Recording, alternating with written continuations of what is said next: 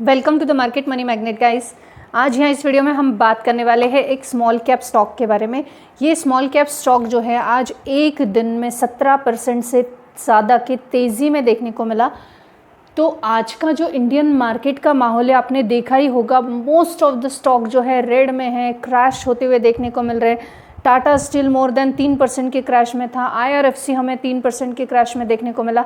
ऐसे हमें बहुत सारे स्टॉक जो हैं ये क्रैश में देखने को मिल रहे हैं। निफ्टी हमें रेड में देखने को मिल रहा है, हमें सेंसेक्स रेड में देखने को मिल रहा है, बैंक निफ्टी रेड में देखने को मिल रहा है। लेकिन उन सब के बीच ये एक स्मॉल कैप स्टॉक जो कि आज 17% की तेज़ी में है, तो ये एक अमेजिंग वाली बात ही है कि क्यों ये स्टॉक में ऐसी क्या ख़ास बात हो गई कि 17% के तेज़ी में एक स्मॉल कैप स्टॉक हमें देखने को मिला है।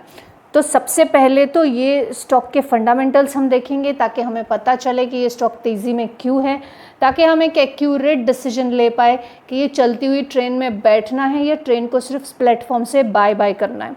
तो चलिए सबसे पहले हम इसके फंडामेंटल्स देखते हैं। सबसे अगर पहले हम बात करें मार्केट कैप की तो 3454 करोड़ का है, इसीलिए मैंने इसको एक स्मॉल कैप बोला है, नॉट अ माइक्रो कैप, क्योंकि हाँ इसका प्राइस हमें 29 रुपीज़ के आसपास देखने को ज़रूर मिल रहा है, लेकिन इसका मार्केट कैप जो है ये मोर देन 3000 करोड़ का होने की वजह से ये एक स्मॉल कैप स्टॉक के कैटेगरी में आता है, ना कि पेनी स्टॉक या माइक्रो कैप। वहीं पे स्टॉक पी की बात करें तो 31 है। सेक्टोरियल पी से कंपेयर किया जाए तो ये ओवर वैल्यूड अभी देखने को मिल रहा है। ROC 18 है, ROE जो है 13.5 देखने को मिलता है। वहीं पे फेस वैल्यू 1 का है और डिविडेंड यील्ड 0.29 का देखने को मिल रहा है। साथ ही साथ कंसिस्टेंट डिविडेंड पेइंग स्टॉक ये देखने को मिलता है। वहीं पे अगर हम बात कर ले अर्निंग पर शेयर के बारे में तो अर्निंग पर शेयर यहाँ पे हमें देखने को मिल रहा है 0.93 का, जो कि एक स्मॉल कैप स्टॉक के हिसाब से इससे ज़्यादा हम एक्सपेक्ट नहीं कर सकते।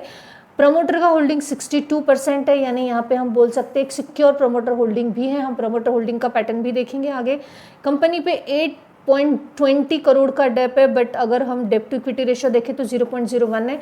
वर्चुअली डेप फ्री कंपनी है, ये बोल सकते हैं।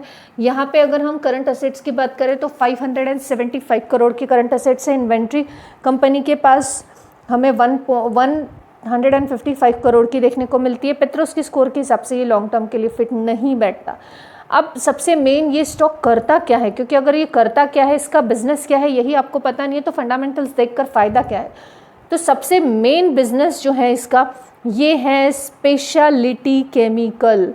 जी हाँ, स्पेशलिटी केमिकल में ये काम करता हुआ हमें देखने को मिलता है।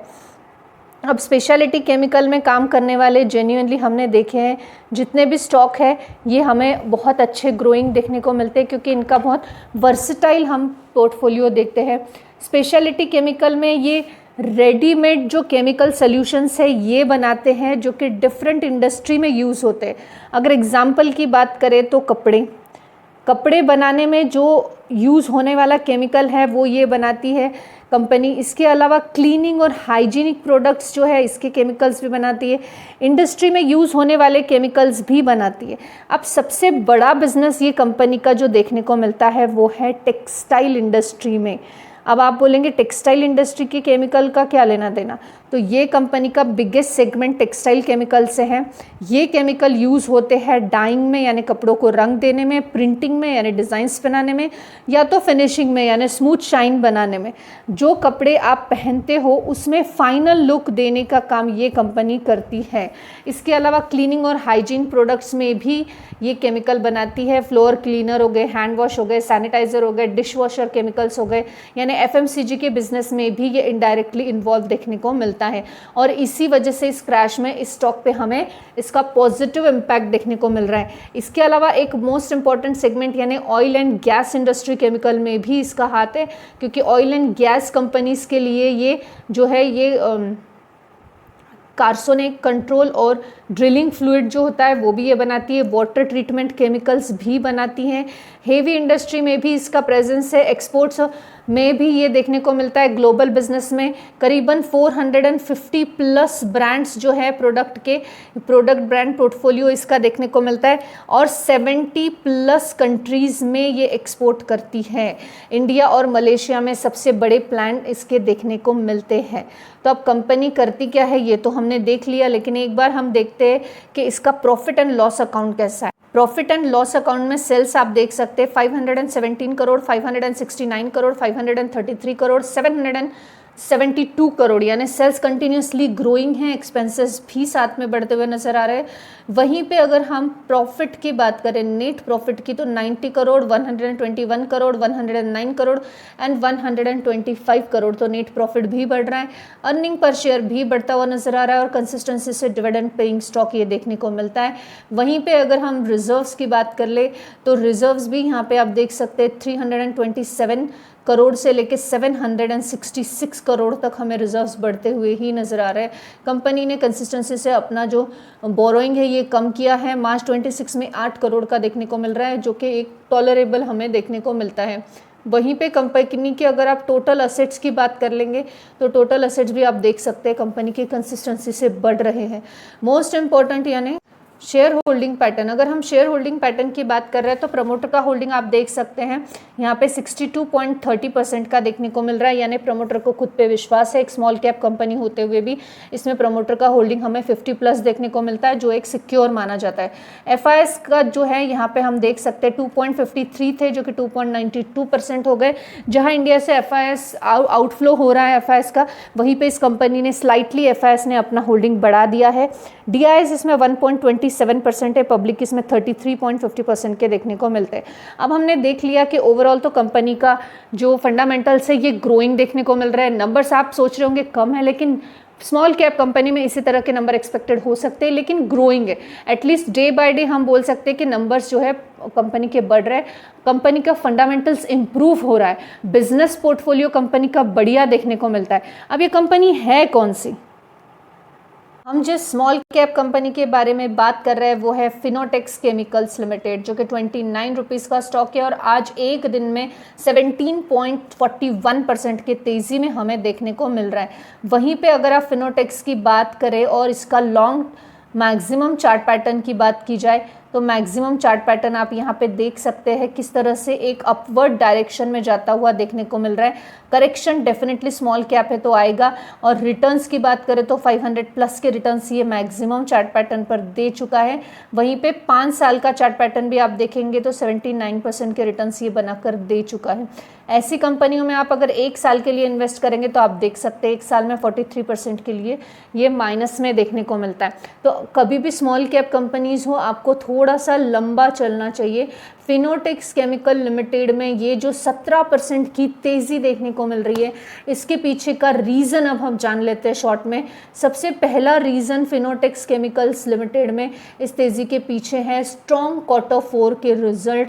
FY26 के रिजल्ट जो है इसमें रेवेन्यू करीबन 69% से हमें प्लस होता हुआ ईयर ऑन ईयर देखने को मिल रहा है। वहीं पे प्रॉफिट ग्रोथ जो है 45% प्लस ईयर ऑन ईयर देखने को मिल रहा है। फुल रेवेन्यू की बात करें तो ₹772 करोड़ के हमें देखने को मिलते हैं। बाइंग मोमेंटम और री रेटिंग इसको आता हुआ देखने को मिल रहा है। साथ ही साथ एक और सेकंड रीज़न इसमें देखने को मिला earning momentum plus growth story. Company ने जो स्ट्रॉन्ग डिमांड बताई है टेक्सटाइल प्लस स्पेशलिटी केमिकल में, ये एक रीज़न है कि इसके पीछे बहुत सारे रिटेल इन्वेस्टर्स जो हैं ये बाइंग के लिए भाग रहे हैं। साथ ही साथ ऑयल एंड गैसेस के साथ हाइजीन सेगमेंट्स में इसने अपना एक्सपांशन किया हुआ है और एक्सपोर्ट्स का प्रेजेंट जो है ये 70 प्लस कंट्रीज़ में अब हो चुका है। तो investor multi sector growth expect कर रहे हैं इस एक्सपोर्ट के स्टोरी के बाद। इसके अलावा एक थर्ड रीज़न जो हमें देखने को मिल रहा है वो है स्ट्रॉन्ग फाइनेंशियल पोजीशन, क्योंकि ये ऑलमोस्ट डेट फ्री कंपनी है। ROC इसका 18% से लेके 19% के बीच में, जो कि एक हेल्दी माना जाता है, और कंसिस्टेंट प्रॉफिटेबल कंपनी ये देखने को मिलती है। तो सेफ बैलेंस शीट के साथ अट्रैक्टिव स्मार्ट मनी इसमें देखने को मिलता है। फोर्थ रीज़न जो मेनली हमें देखने को मिल रहा है वो है technical breakout plus volume spike. Price move हुआ है 25 से लेके 29 रुपीज़ के बिटवीन में, और 29 रुपीज़ में पूरा एक सेशन में हमें ये स्पाइक देखने को मिला। और ये ह्यूज वॉल्यूम जो है ये 4+ करोड़ शेयर्स ट्रेड होने से हुआ है। और उसके साथ साथ एक हम बोल सकते हैं शॉर्ट टर्म रेजिस्टेंट और एक classy short term breakout rail भी इसमें आता हुआ देखने को मिला। फिफ्थ रीज़न है एनालिसिस्ट का सेगमेंट पॉजिटिव है। एनालिसिस्ट ने 100% का बाइंग रेटिंग इसको दिया है और एक स्मॉल पॉजिटिव कवरेज जो है ये इसमें ट्रिगर कर गया। लेकिन एक इम्पॉर्टेंट रियलिटी स्टॉक के बारे में ये भी है कि ये स्टॉक जो है ऑलरेडी एक दिन में जो है इतना अप जा चुका है 17% से ज़्यादा, तो प्रॉफिट बुकिंग का रिस्क यहाँ पे बना रहेगा। मार्जिन जो रिसेंटली इसमें देखी गई है वो डिक्लाइन देखी गई है और ओपीएम जो है ये गिरता हुआ नज़र आ रहा है। केमिकल स्टॉक जो है ये साइक्लिक होते हैं, ये भी आप जानते हैं।